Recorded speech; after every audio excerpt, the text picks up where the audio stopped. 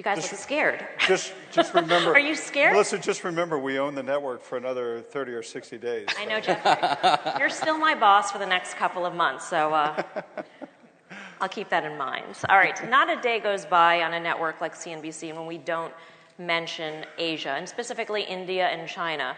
India and China as voracious consumers of commodities, as the buyers of U.S. treasuries, et cetera. At the same time, we have a very interesting political backdrop going on with the U.S. urging China to let the yuan appreciate. And at the same time, with quantitative easing, the dollar continues to weaken. How does this affect the business environment, Jeff, for a company like yours trying to do business there, but at the same time being the face of the United States overseas? The first thing I would say, Melissa, in terms of if you're running a multinational company, you have to be in India and China. You know, the Indian market, you know, I've always believed in the Indian entrepreneur, people like Mukesh.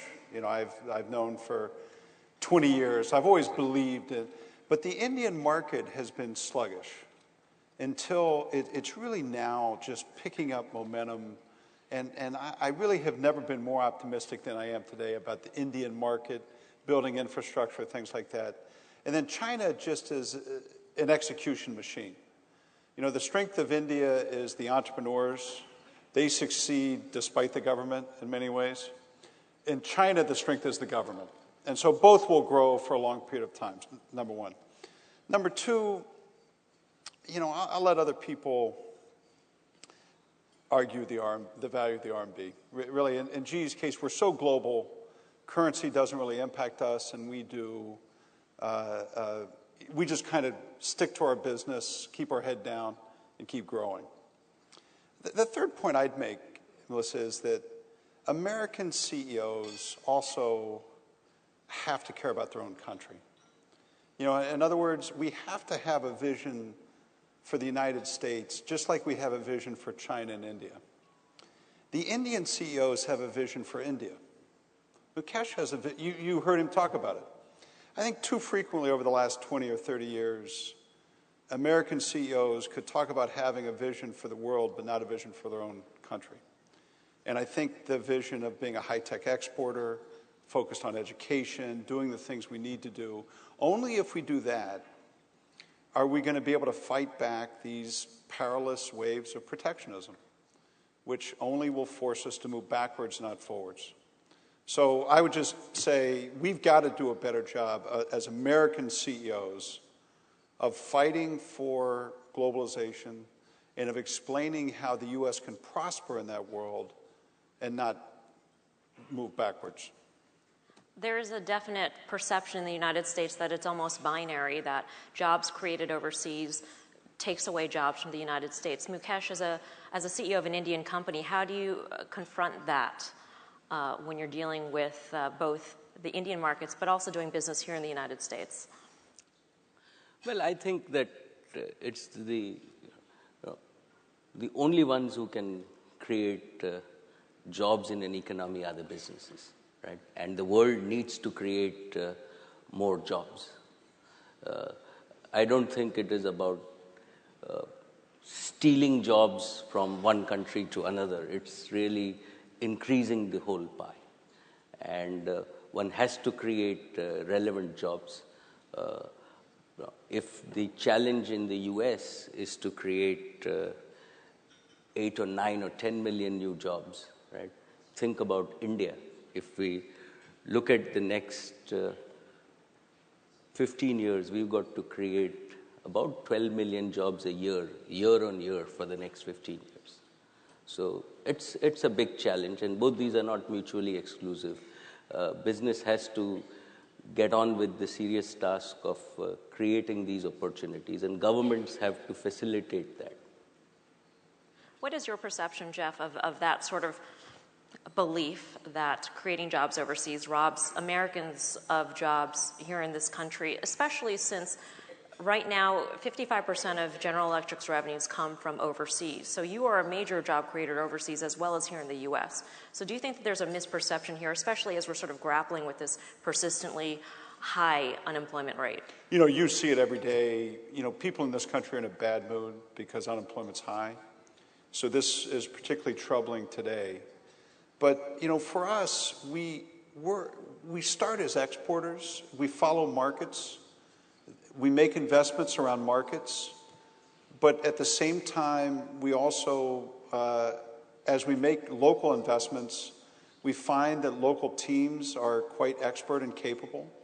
So we have 16,000 employees in India who do research and do development and sales.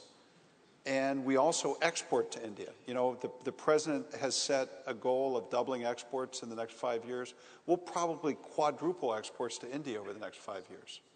So it's a win-win. You know, ultimately, Melissa, it's not an either-or. If we're innovating fast enough, we create jobs in both places.